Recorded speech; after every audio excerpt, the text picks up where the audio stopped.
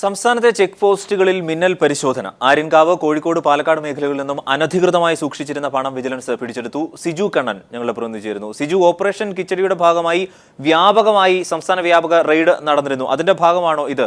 എന്തൊക്കെയാണ് കണ്ടെടുത്തത്, പിടിച്ചെടുത്തത്?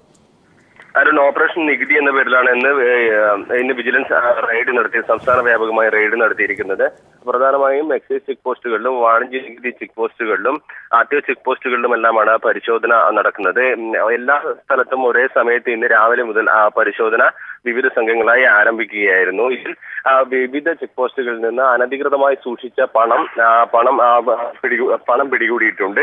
ഇത് കൊല്ലം ആര്യങ്കാവ് ആർടിഒ ചെക്ക് പോസ്റ്റിലും വാണിജ്യ നികുതി ചെക്ക് പോസ്റ്റിലും നടത്തിയ പരിശോധനയിൽ 8,000 രൂപയാണ് പിടികൂടിയത്. അനധികൃതമായി കണക്കിൽപ്പെടാത്ത 8,000 രൂപ പിടികൂടി. അതോടൊപ്പം തന്നെ കാസർഗോഡ് മഞ്ചേശ്വരം എക്സൈസ് ചെക്ക് പോസ്റ്റിൽ നിന്നും പണം പിടികൂടിയിട്ടുണ്ട്. പാലക്കാട് ഗോവിന്ദപുരം വാണിജ്യ നികുതി ചെക്ക് പോസ്റ്റിൽ നടത്തിയ പരിശോധനയിൽ 5,000 രൂപയും ഗോപാലപുരം എക്സൈസ് ചെക്ക് പോസ്റ്റിൽ നടത്തിയ പരിശോധനയിൽ 950 രൂപയും പിടികൂടി.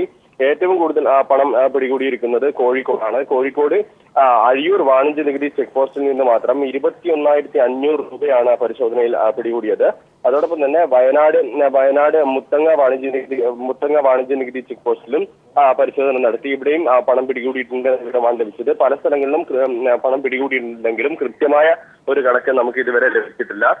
ചെക്ക് പോസ്റ്റുകൾ കേന്ദ്രീകരിച്ച് വ്യാപകമായി അഴിമതി നടക്കുന്നുവെന്ന പരാതി നിലവിലുണ്ടായിരുന്നു. ഇതിന്റെ അടിസ്ഥാനത്തിലാണ് വിജിലൻസ് ഇത്തരത്തിലൊരു പരിശോധന നടത്തിയിരിക്കുന്നത്. പരിശോധന ഇപ്പോഴും പല സ്ഥലങ്ങളിലും തുടരുകയാണെന്നാണ് നമുക്ക് ലഭിക്കുന്ന വിവരം. സിജു കണ്ണൻ വിവരങ്ങൾ നൽകിയത്.